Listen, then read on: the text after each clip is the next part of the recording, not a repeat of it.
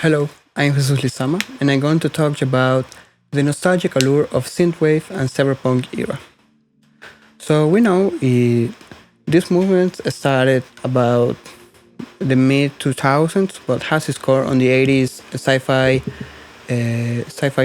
movies and the pop culture of that era. So to understand that, we need to know that the cyberpunk is basically a dystopic era where the humans live with the technology side by side, but they have a very low life and they're probably a very small group of person that has the power. So when we see those kind of things, you're probably seeing a cyberpunk movie, and it's basically critics and trying to make the people see what will happen if we tend to see and we tend to go to that side.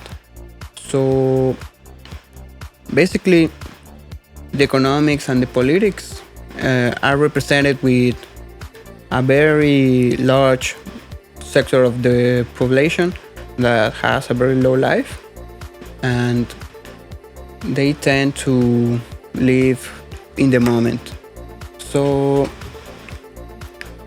so cyberpunk is basically about that, but we have the other side that is the aesthetics. The aesthetics of the cyberpunk tend to be the same as the synthwave and the vaporwave, but they are very distinct in some things. So when you see a very polluted city with high buildings and all that kind of stuff, flying cars and those things, you're probably seeing a cyberpunk city. But the aesthetics of that is not all. When you see soft colors or maybe darker colors of neon, um, we see the representation of punk culture in the future.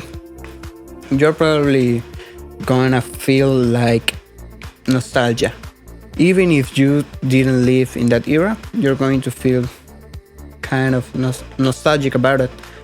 So I'm going to tell you some examples of movies that represent that in a very good way.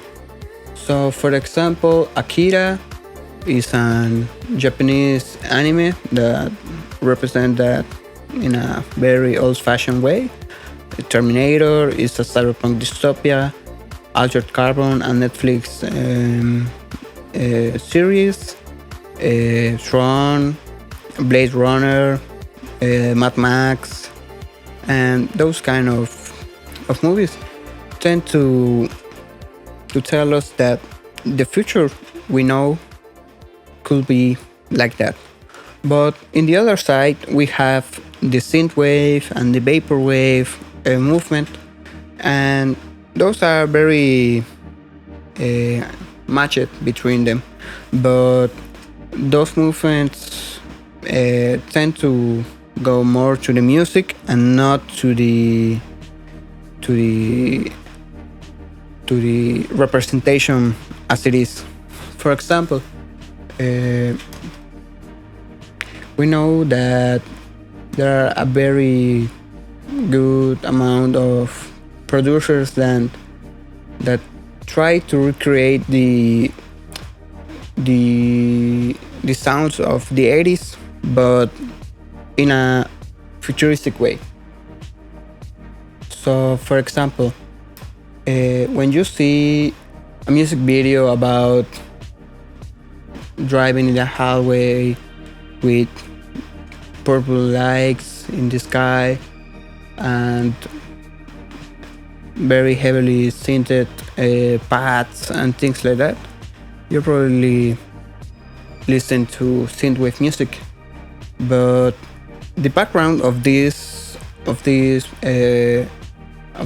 movement it is basically known as the way that all producers like Justice, like Kavinsky, like Daft Punk, and those kind of producers try to copy the feel of the 80s.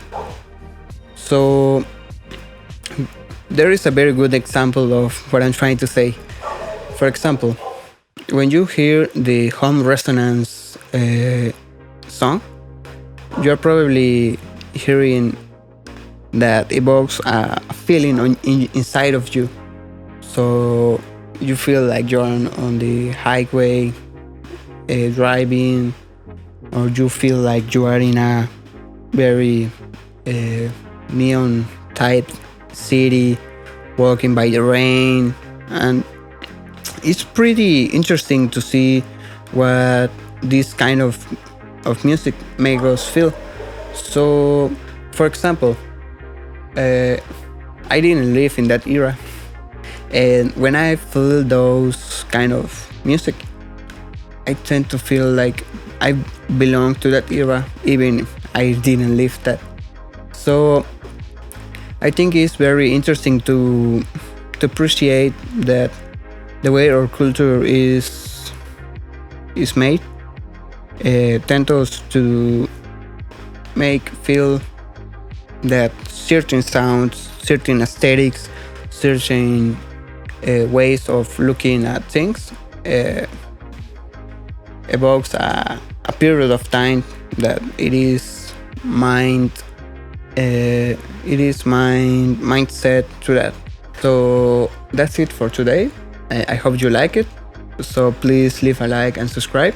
And remember, we are in the future, but we need to make it ourselves. Bye.